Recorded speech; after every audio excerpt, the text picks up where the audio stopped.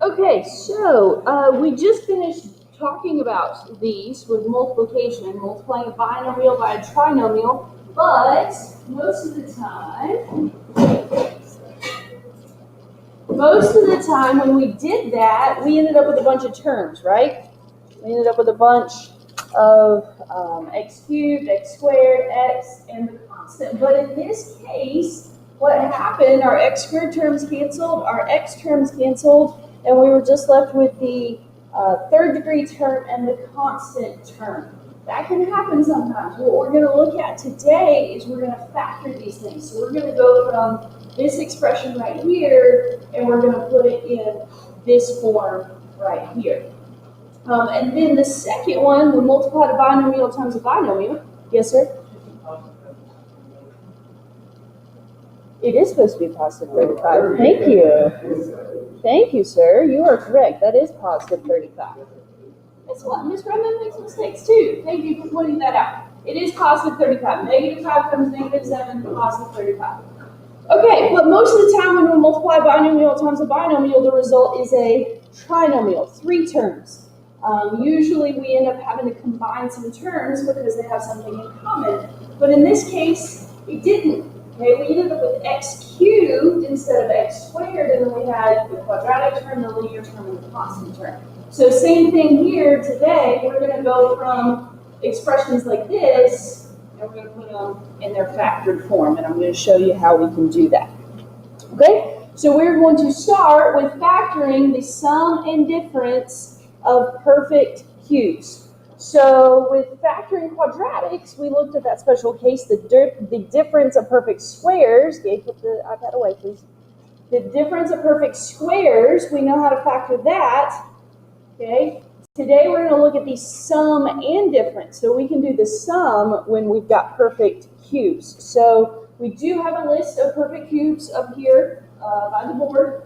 Okay, so you can reference that if we need it. This is kind of the instructions in words. I'm going to read through them really quickly, but you have it there for reference. First of all, as always, look for a GCF. Always, always, always. Anytime you're asked to factor, you look for a GCF. This time we're going to set up 2 sets of parentheses, but the first set is a binomial, like we're used to, 2 terms. The second set is a trinomial. We need to leave 3 spaces in the second set. That's new. Okay? We're going to find the cube root of each term and put those 2 terms in the first set of parentheses. Then we square that first term that we got right here, and we put it in the first spot. Then we multiply them together, that goes in the second spot.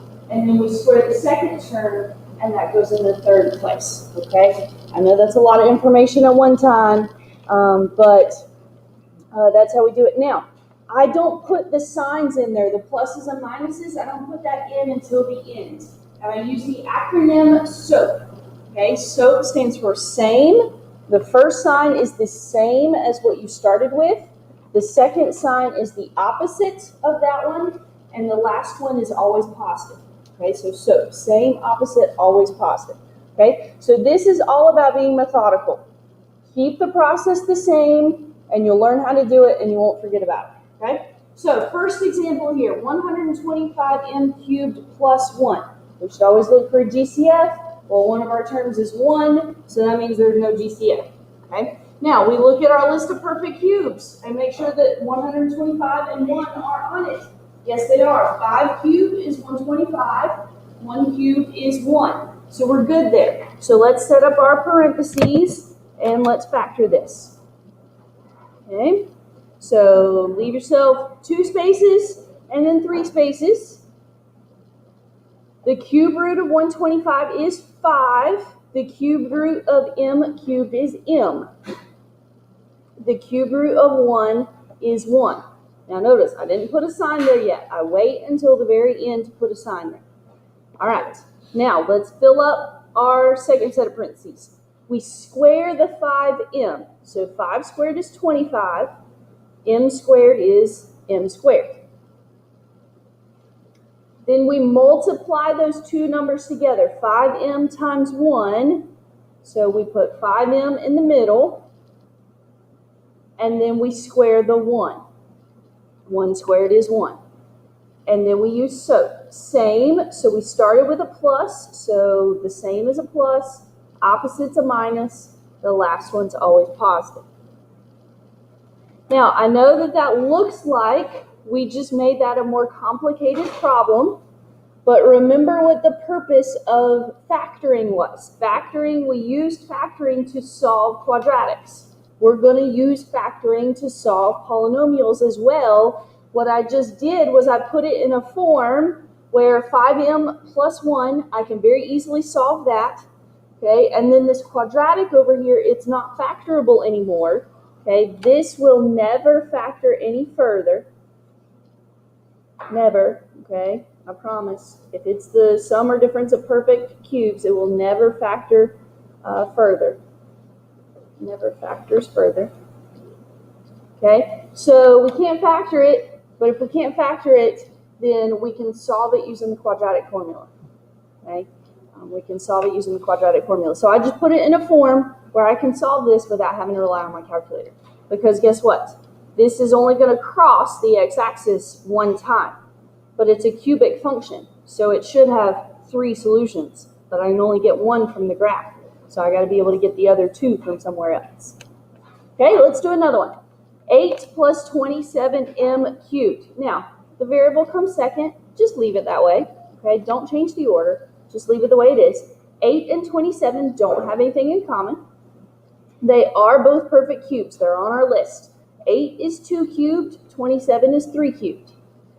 So that means 2 and 3m are going to go in our first set of parentheses. Okay, the cube root of 8 is 2. The cube root of 27 is 3.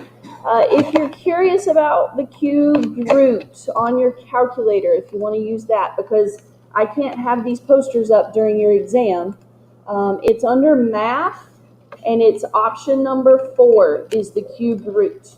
Okay, math and option number 4 is the cube root, so it'll tell you that the cube root of 8 is 2, and the cube root of 27 is 3. So you need your calculator for that. That's where it is. Okay, let's fill up the second set of parentheses. Square the first term. 2 squared is 4. Multiply them together. 2 times 3m is 6m. Square the 3m. 9m squared. So, same. We started with a plus, so it's plus. Opposite's a negative. Always positive for the last one.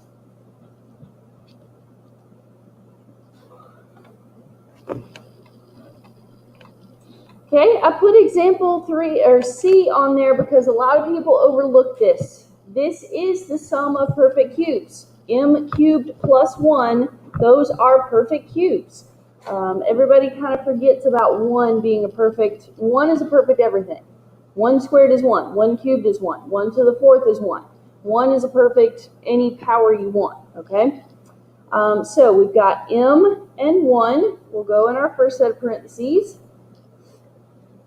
We square the m, we multiply the 1 and the m together. You don't have to put the 1 in front of the m. I'm just doing it for illustration. And then we square the 1.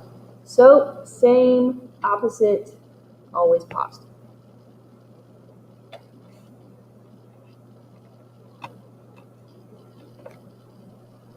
Okay. Example D, 256x cubed plus 108. 256 and 108 are not on my list of perfect cubes. So that must mean that there's a GCF here. So let's find out what it is. 4 sounds good. Let's make sure. They are both divisible by 4, and when we divide them by 4, 64 and 27 are perfect cubes. So we pull out the 4 first. We get 64x cubed plus 27. Okay. Then we need to factor the sum of perfect cubes here. 2 sets of parentheses, binomial, trinomial.